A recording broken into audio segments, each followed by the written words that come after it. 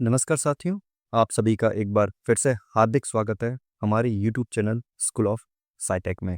दोस्तों, आज की इस वीडियो में हम लेकर के आए हैं एक crash course on Indian political thought, जिसमें हम इंडियन पॉलिटिकल थिंकर्स को डिटेल में और सिस्टमेटिक तरीके से डिस्कस करेंगे। साथियों, जिस तरीके से वेस्टर्न पॉलिटिकल थॉट प्लेटो से स्टार्ट होता है, ठीक वैसे ही इंडियन पॉलिटिकल थॉट की शुरुआत होती है मनु से। इस कोर्स में हम मनु से लेकर के जवाहरलाल नेहरू, राम मनोहर लोहिया और कई अन्य महान विचारकों तक का कंप्लीट कवरेज देने वाले हैं।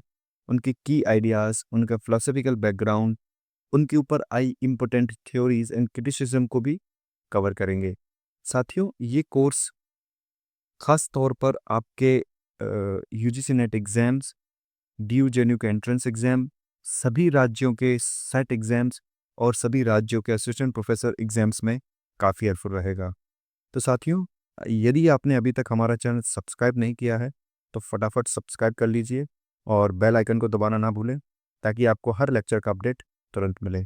चलिए दोस्तों, शुरू करते हैं आज के हमारे पहले लेक्चर्स में, जिसमें कि हम डिस्कस करने वाले हैं इंडियन पॉलिटिकल थॉट का। इंट्रोडक्शन से शुरुआत करेंगे। जानेंगे कि इंडियन पॉलिटिकल थॉट क्या होता है, पॉलिटिकल थॉट क्या होता है, पॉलिटिकल थ्योरी क्या होती है, what is the difference between these two. और फिर हम चलेंगे हमारे इंडियन पॉलिटिकल थॉट के ट्रेडिशंस के बारे में जानेंगे। जानेंगे मनु हमारे इस थॉट के बारे में क्या कहते हैं, इंडियन थिंकिंग के बारे में मनु का क्या विचार था, उन्होंने पॉलिटिक्स में क्या योगदान दिया, वो हम देखेंगे। चलिए दोस्तों, शुरू करते हैं। तो साथियों, पहले हम समझते हैं पॉलिटिकल थॉट और पॉलिटिकल थ्योरी के बीच में क्या डिफरेंस होता है। साथियों, जो पॉलिटिकल थॉट होता है वो बताता है कि किसी समय में किसी विचारक ने राजनीति को कैसे देखा और कैसे समझा। जैसे कि राजा को धर्म के अनुसार चलना चाहिए, ये एक थॉट है, क्योंकि ये उस टाइम उस स्पेस के अंदर में उस विचार का पर्सनल थिंकिंग थी, जो किसी लॉजिक या फिर किसी रीजनिंग पर बेस नहीं है। ये पर्सनल उसका अपना व्यू है, पर्सनल उसका नज़रिया है। हम उसको कहते हैं political thought. Political thought basically अगर शॉर्ट में समझे तो ये कहता है कि what should be done as per personal ethics और ट्रेडिशन। जो एथिक्स हैं, जो पर्सनल ट्रेडिशन है, उस आधार पे क्या किया जाना चाहिए, इसके बारे में बात करता है पॉलिटिकल थॉट। वहीं पे जो पॉलिटिकल थ्योरी होती है वो एक सिस्टमेटिक नॉलेज होती है, जो ये कहती है कि राजनीति कैसे होनी चाहिए, राजनीति कैसे काम करती है और इसे कैसे बेहतर बनाया जा सकता है। शॉर्ट में समझें तो ये कहती है कि why it should be done with reasoning and logic behind it. तो जो पॉलिटिकल थ्योरी है वो एक सिस्टमेटिक नॉलेज होती है, जो कि रीजनिंग लॉजिक पे बेस होती है। वहीं पे जो थॉट होता है वो पर्सनल एथिक्स पे बेस होता है, पर्सनल पॉइंट ऑफ व्यू होता है, पर्सनल नजरिया होता है। तो this is a simple difference between political thought and political theory. Let's see the three pillars of political thinking. साथियों, जो पॉलिटिकल थिंकिंग होती है उसके तीन मुख्य स्तंभ होते हैं। इंडियन पॉलिटिकल थॉट को समझने से पहले हमें ये समझना होगा, ये जो तीन पिलर हैं, इंडिविजुअल, सोसाइटी और स्टेट। हम ये अपना जो सब्जेक्ट पढ़ रहे हैं इंडियन पॉलिटिकल थॉट, तो इसमें जो पॉलिटिकल है उस पॉलिटिकल के तीन पिलर हैं, वो हैं individual, society and state. Basically इनके जो इंटरेक्शन है, इंडिविजुअल का, सोसाइटी और स्टेट का, इसी इंटरेक्शन को हम पढ़ते हैं पॉलिटिक्स के अंदर में, पॉलिटिकल साइंस के अंदर में। तो बेसिकली इंडियन थॉट ने इन चीज़ों को, इन तीनों पिलर्स को किस तरीके से समझा है, इनके रिलेशन को किस तरीके से बताया है, इसको हम समझते हैं इंडियन पॉलिटिकल थॉट के अंदर में। थोड़ा देखते हैं कि ये तीन पिलर क्या क्या हैं। साथियों देखिए, समाज, व्यक्ति और राज्य, ये तीन मुख्य स्तंभ है हमारी पॉलिटिकल थिंकिंग के। जो इंडिविजुअल होता है, जो व्यक्ति होता है, वो प्रयास करता है कि उसको मैक्सिमम फ्रीडम मिले, अनलिमिटेड फ्रीडम मिले। वो जो करना चाहता है, वो जो पहनना चाहता है, खाना चाहता है, वो करे। लेकिन क्या ये पॉसिबल है? किसी भी व्यक्ति को अनलिमिटेड फ्रीडम दे पानी पॉसिबल है? बिल्कुल नहीं। वहीं पे आता है समाज। समाज जो है वो प्रयास करता है व्यक्ति की फ्रीडम को कम करना, क्योंकि जो समाज है वो प्राथमिकता देता है सोसाइटी को, सोसाइटी एज अ होल को। वो कहता है किसी एक व्यक्ति की जो फ्रीडम है वो समाज के अदर व्यक्ति की फ्रीडम में इंटरफेयर कर सकती है, हस्तक्षेप कर सकती है। इसलिए हमें समाज को इम्पोर्टेंस देनी है, समाज के ट्रेडिशंस को इम्पोर्टेंस देनी है, समाज के रिलीजन को इम्पोर्टेंस देनी है, ना कि इंडिविजुअल फ्रीडम को। अब ये जो द्वंद्व है इंडिविजुअल और सोसाइटी के बीच में, जहाँ से हमें दो ब्रांचेस भी निकलती हुई नजर आती हैं, इंडिविजुअलिज्म और कम्युनिटेरियनिज्म, ये जो थॉट्स निकलते हैं वो भी कहीं ना कहीं इन्हीं दो विचारों पर आधारित होते हैं। लेकिन जो राज्य होता है, तो जो राज्य का काम है वो इंडिविजुअल और जो सोसाइटी है उनके बीच में जो मतभेद हैं उनको बैलेंस करना। वो प्रयास करता है, कोई भी जो राज्य होता है, राज्य जिसे हम सरकार भी कहते हैं, वो समाज मतलब सोसाइटी और जो इंडिविजुअल है उसके बीच में एक बैलेंस बनाने का प्रयास करता है, जिसके के लिए वो कानून बनाता है और कानून का उल्लंघन करने पर उसका पनिशमेंट भी देता है। So basically state is all about balancing between individual and society. So these are the three pillars of political thinking. हमने कई दफा इस चीज को समझा है, पढ़ा है कि politics is all about state और गवर्नमेंट। पॉलिटिक्स का मतलब होता है सब कुछ जो राज्य से रिलेटेड हो, गवर्नमेंट से रिलेटेड हो, वो सब हम पॉलिटिक्स के अंदर में पढ़ते हैं। तो सबसे पहला काम, सबसे जो मेन काम है राज्य का, वो है गवर्नेंस करना, गवर्न करना, साथ ही साथ बैलेंस बनाए रखना इंडिविजुअल और जो सोसाइटी के जो रिलेशंस है उनके बीच में। So basically political thinking is a relation among these three elements और दीज थ्री पिलर्स। साथियों, यही जो तीन पिलर हैं इन्हीं के ऊपर में बात करेंगे हमारे इंडियन थिंकर्स। आइए देखते हैं किस तरीके से इंडियन पॉलिटिकल थॉट को समझा गया है वेस्टर्न थिंकर्स ने। वेस्टर्न थिंकर्स किस तरीके से इंडियन पॉलिटिकल थॉट के बारे में समझ रखते हैं। जो वेस्टर्न स्कॉलर्स हैं वो बिलीव करते हैं कि इंडिया लैक्ड पॉलिटिकल थिंकिंग। वो ये क्लेम करते हैं कि इंडिया के पास में कोई भी पॉलिटिकल थिंकिंग नहीं है, क्योंकि उनका मानना है कि जो इंडियन फिलॉसफी है that is more concern with spiritualism के साथ में ज़्यादा कनेक्टेड नज़र आती है, मटेरियलिस्टिक स्पिरिट ऑफ लाइफ से नहीं। वो कहते हैं कि Indians have totally neglected the material world. इसलिए वो कहते हैं कि इंडिया से हमें स्पिरिचुअलिज्म सीखने की आवश्यकता है, पॉलिटिकल आइडियाज नहीं सीखे जा सकते। लेकिन वेस्टर्न की ये बातें पूरी तरीके से ठीक नहीं है, क्योंकि हमारे पास मनु और कौटिल्य जैसे स्कॉलर्स हैं जो कि मटेरियलिस्टिक वर्ल्ड की बात करते हैं। खास करके जब हम अर्थशास्त्र, कौटिल्य के द्वारा लिखा गया अर्थशास्त्र की बात जब करते हैं तो वहां पे कौटिल्य अर्थ को सर्वोपरि रखते हैं। जो चार पुरुषार्थ मनु ने अपनी किताब मनुस्मृति में लिखे थे, धर्म अर्थ काम मोक्ष, उन चारों पुरुषार्थ में कौटिल्य ने अर्थ को, मटेरियल वेलबींग को सबसे प्रथम में रखा है। और कौटिल्य कहते हैं कि राजा का प्रथम धर्म ही मटेरियल वेलबींग है, और मटेरियल वेलबींग होगा तुम्हारा एक्सपेंशन करने से। बेसिकली जो उस समय पे मटेरियल वेलबींग का जो साधन था, सोर्स था, वो थी एग्रीकल्चर, जो कि किसी लैंड पर हो सकती थी। तो एक राजा का धर्म कौटिल्य के अनुसार बताया गया कि वो है लगातार उस क्षेत्र का विस्तार करते रहना। तो ये कहीं ना कहीं हमारे स्कॉलर्स थे, हमारे थिंकर्स थे जिन्होंने बात करी है मटेरियल वर्ल्ड के बारे में। तो ये पूरी तरीके से कहना गलत होगा। यहाँ पे जो वी आर मेहता है वो कहते हैं कि जो वेस्ट है ही basically failed to recognise the Indian thinking, क्योंकि जो वेस्ट का जो तरीका है देखने का वो टोटली डिफरेंट है इंडिया के नज़रिए से। वी आर मेहता जी कहते हैं कि वेस्ट जहाँ पे हर चीज़ को डाइकोटोमी की बेस पर देखता है, सेपरेट करके देखता है, इंडिविजुअल कम्युनिटी के साथ में सेपरेशन करता है, नेचर कल्चर के बीच में सेपरेशन करता है, एथिक्स को पॉलिटिक्स के साथ में सेपरेट करता है। तो वेस्ट हर चीज को डाइकोटोमीज की बेसिस पे समझता है, देखता है। लेकिन जो इंडियन जो थिंकर्स है, इंडियन जो फिलॉसफी है, वो कंटिन्यूटी के तौर पे देखती है। वो कहते हैं कि इंडियन थिंकर्स ने एथिक्स और पॉलिटिक्स, जैसे हम धर्म और राजनीति कहते हैं, उनको सेपरेट नहीं किया है।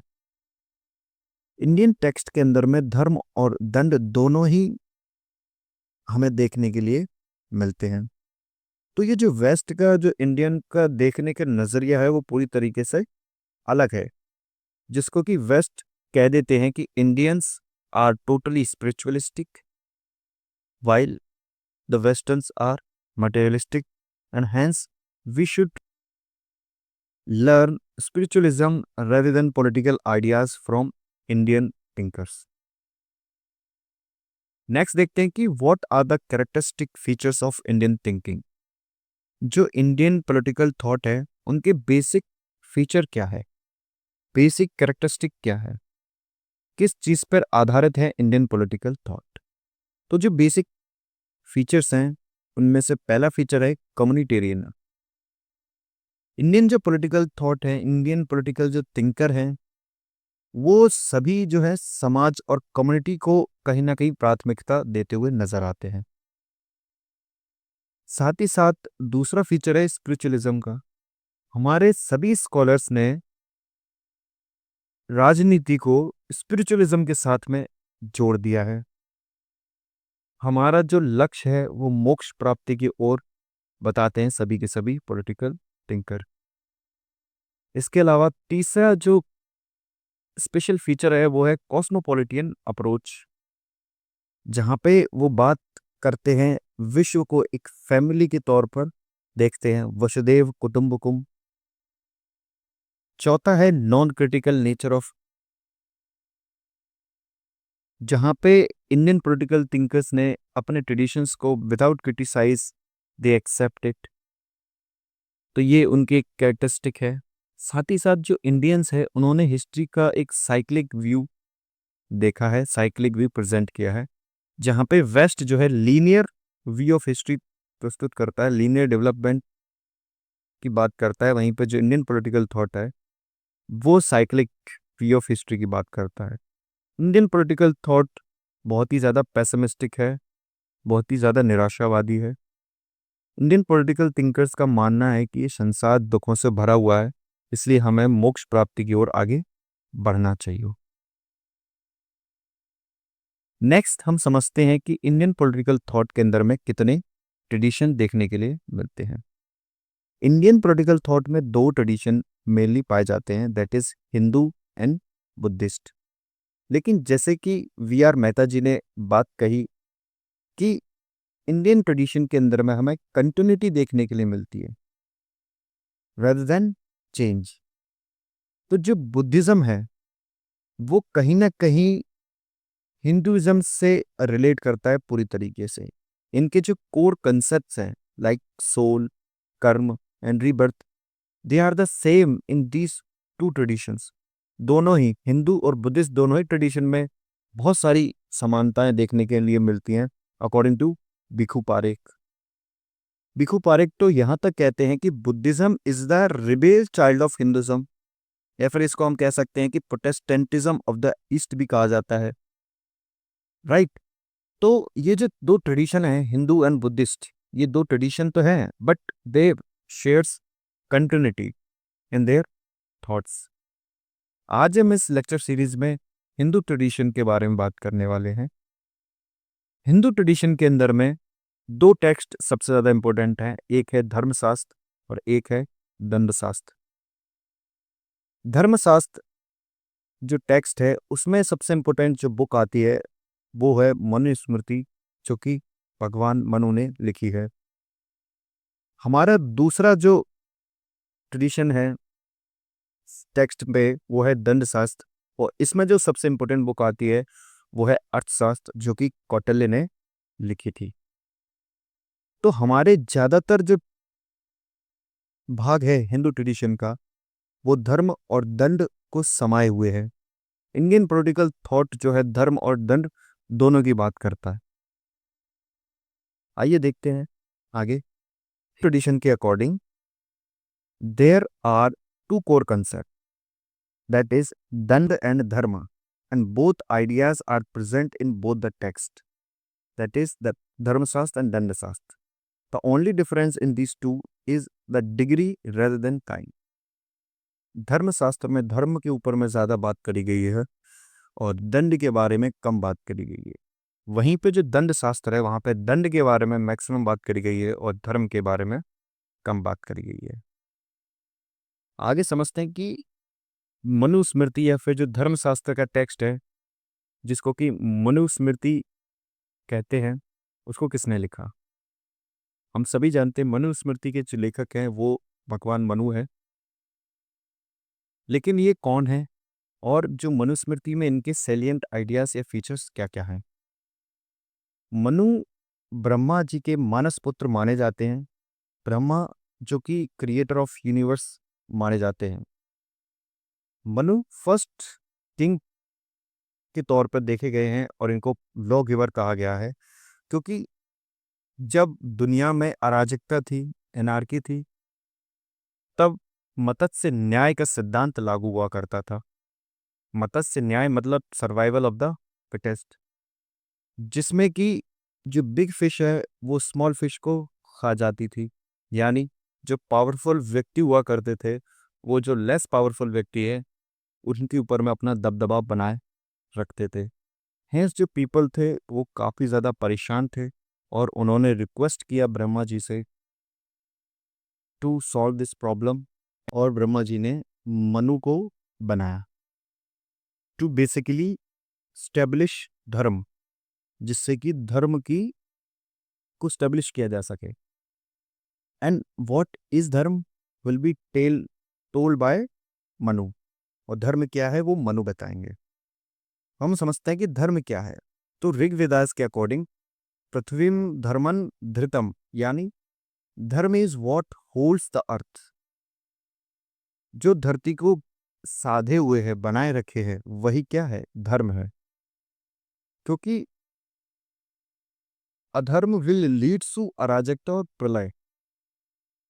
वो कहते हैं, ऋग्वेद में लिखा है कि जो धर्म है वो अर्थ को सस्टेन करता है, बचा के रखता है, और यदि अधर्म बढ़ जाएगा तो दैट विल लीड टू अराजकता, एनार्की और प्रलय।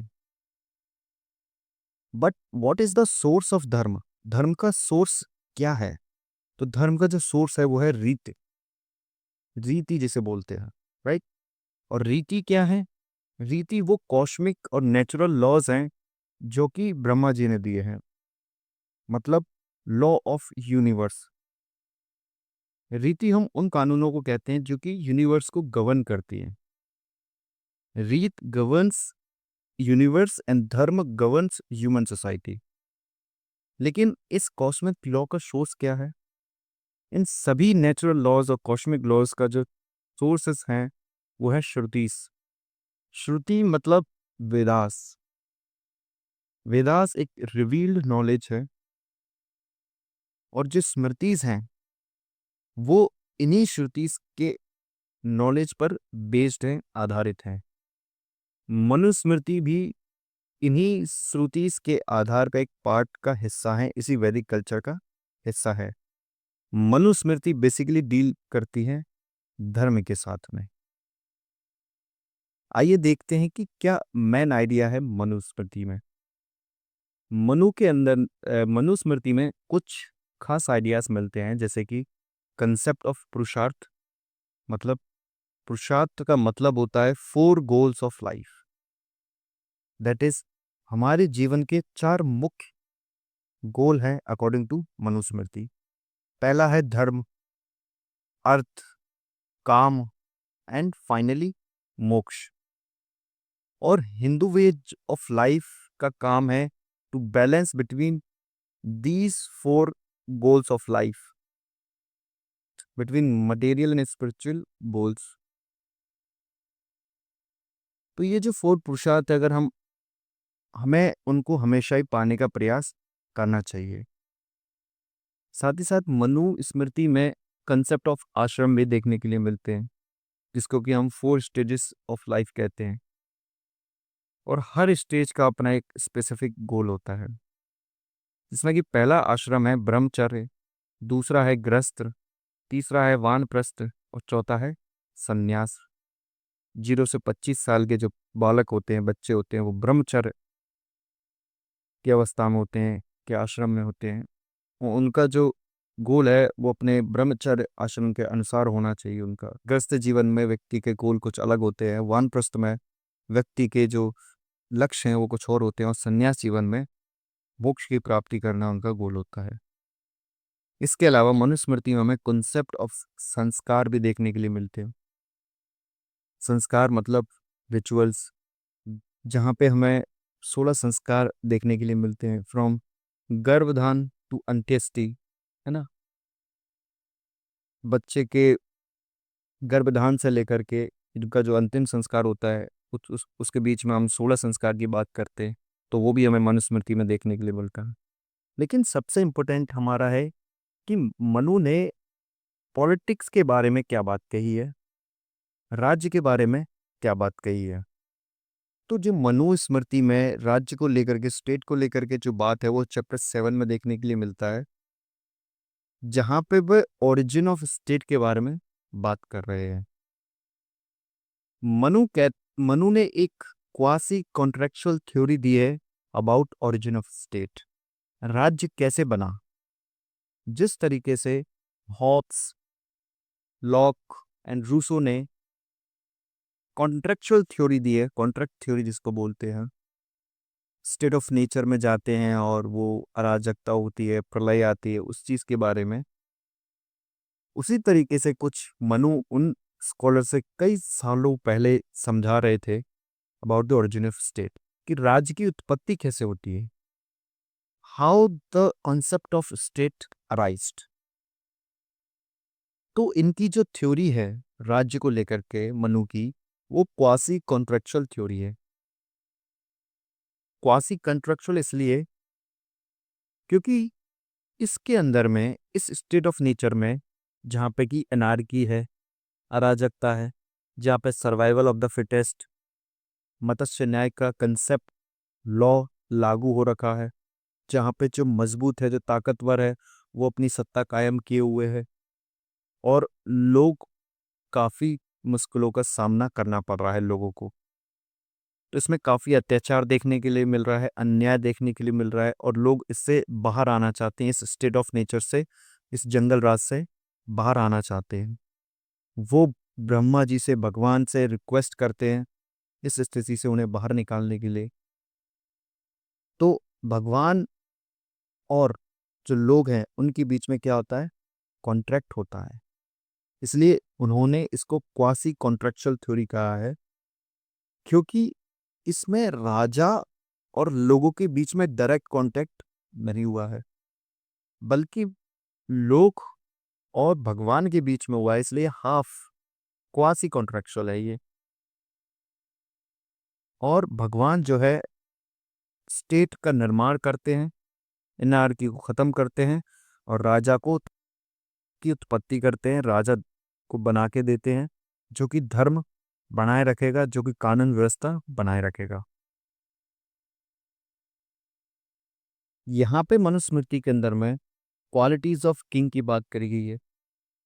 मनुस्मृति कहते हैं कि हेरिडेटरी मोनार्की के बारे में बात करते हैं, किंगशिप के बारे में बात करते हैं, और वो कहते हैं राजा को क्षत्रिय वर्ण के अंदर से ही होना चाहिए।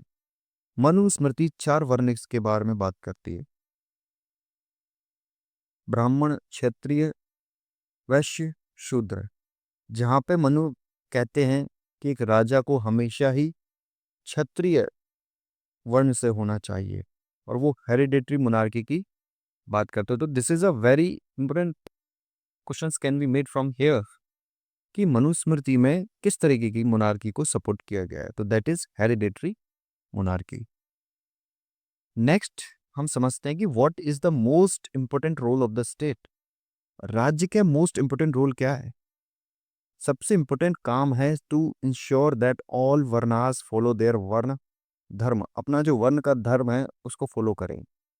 That is why the state has power of thunder. और यदि वो उसका फॉलो नहीं कर रहे हैं तो राज्यों के पास में ये शक्ति है कि वो उनको पनिश कर सके, दंड दे सकते। किंग रिप्रेजेंट करता है डिवाइन पर्सनैलिटी को, जिसके की अंदर में कई सारे गोड्स ने अपना हिस्सा दिया हुआ है, जैसे कि इंद्र ने अपना हिस्सा दिया हुआ है, अग्नि, वायु, वरुण, चंद्र, सूर्य, यम, कुबेर, इन सभी की पर्सनैलिटी से मिलकर के किंग की पर्सनैलिटी बनी है। इसलिए हर व्यक्ति को किंग के आदेश का पालन करना चाहिए, ऐसा मनु कहते हैं। लेकिन वो एक और बात कहते हैं कि राजा की डिवाइन पर्सनैलिटी तो है, किंतु राजा के पास में डिवाइन राइट्स नहीं है।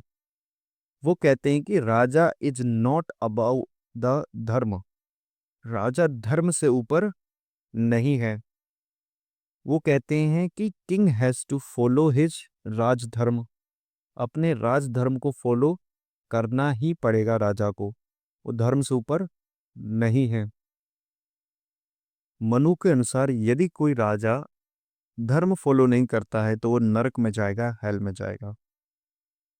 तो ऐसे कंसेप्ट हमें राजा के लिए देखने के लिए मिलते हैं। और जब क्वालिटीज ऑफ द किंग की बात करते हैं तो वो कहते हैं कि king should learn Vedas, king should respect Brahmins, king should get up early in the morning, king should worship Brahmin, है ना। King should not sleep during the day time, king should not indulge too much in hunting, gambling, drinking and dancing, king should not indulge much with women. इन सब की बात मनु हमें करते हुए नजर आते हैं। इसके अलावा Manu duties of the king की भी बात करते हैं, जहाँ पे वो सबसे जो प्रथम ड्यूटी है राजा की वो है रक्षा एंड पालन ऑफ द पीपल। दूसरी ड्यूटी है टू कलेक्ट टैक्सेस, क्योंकि जब तक टैक्स कलेक्ट नहीं किया जाएगा तब तक किसी भी राज्य का उत्थान वो नहीं कर पाएगा, डेवलपमेंट नहीं कर पाएगा। इसलिए मनुस्मृति में 3 तरीके के टैक्स देखने के लिए मिलते हैं। 1/6 प्रोड्यूस ऑफ द फर्टाइल, जो लैंड होती थी वहां से 1/6, जो उससे कम फर्टाइल है उससे 1/8, और जो बिल्कुल ही लीस्ट फर्टाइल है इससे 1/10 टैक्स कलेक्ट किया जाता था। कई बार एग्जाम्स, नेट एग्जाम्स में पूछा गया है। चलिए दोस्तों, देखते हैं कि मनु का पनिशमेंट सिस्टम को पे ऊपर क्या विचार थे। साथियों, मनु ने पनिशमेंट सिस्टम का डिटेल्ड व्यू दिया है, जिसमें वो कहते हैं कि पनिशमेंट वर्ण के अकॉर्डिंग वेरी करता था। वो कहते हैं कि lower the varna and higher the punishment, और उनकी ये बात बहुत ज़्यादा कंट्रोवर्शियल अभी तक मानी जाती है। जहाँ पे मनुस्मृति के कई काफ़ी सारे एडमायर्स थे, वहीं पे हमें कई सारे मनुस्मृति के क्रिटिक्स भी देखने के लिए मिलते हैं। मनुस्मृति के सबसे बड़े जो एडमायर्स थे वो थे डॉक्टर एस राधाकृष्णन जैसे लोग, जो इसके बहुत बड़े प्रशंसक थे। लेकिन इसके सबसे बड़े क्रिटिक्स की बात करें तो वो थे डॉक्टर बी आर अम्बेडकर और रामास्वामी नैयर, जिनको हम पेरियार के नाम से भी जानते हैं। अंबेडकर जी ने तो यहाँ तक कहा था कि मनुस्मृति पर डायनामाइट लगा देना चाहिए। ये शो करता है कि कितना कंट्रोवर्शियल और इम्पैक्टफुल टेक्स्ट ये रहा है इंडियन पॉलिटिकल हिस्ट्री के अंदर में। तो दोस्तों, ये था हमारे Indian political thought crash course का पहला लेक्चर, जहां हमने मनु और मनुस्मृति को समझा। अगले लेक्चर में हम और भी फैसिनेटिंग थिंकर्स और कॉन्सेप्ट को एक्सप्लोर करेंगे। अगर आपको ये वीडियो पसंद आया तो लाइक ज़रूर करें, अपने दोस्तों के साथ शेयर करें और चैनल को सब्सक्राइब करना ना भूलें। कमेंट सेक्शन में बताने कि आपको सबसे इंटरेस्टिंग क्या लगा।